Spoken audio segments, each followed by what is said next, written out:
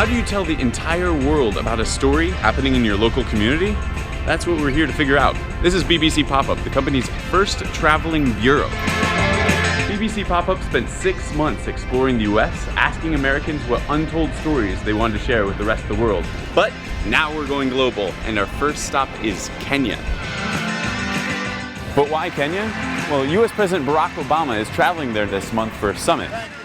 He has a personal connection too, of course. His father was Kenyan. But what do Americans even know about the country?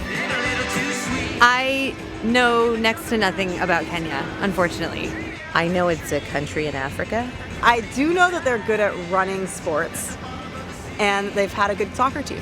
I know the capital's Nairobi because in elementary school we had an assembly and a Kenyan came, and that's really all I retained, unfortunately. BBC Pop-Up is teaming up with their colleagues at BBC Africa to take you beyond the stereotypes and behind the headlines.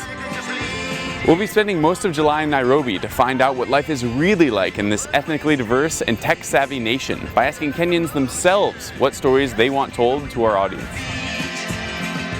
But before we go, there's a lot more to learn here in the US. After all, there's more than 100,000 Kenyan immigrants living here. On average, they're more educated and earn more than other immigrant groups. But the largest community isn't based here in New York.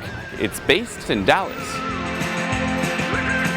So Pop-Up is headed to Texas to visit a Swahili radio station which has a loyal Kenyan American fan base.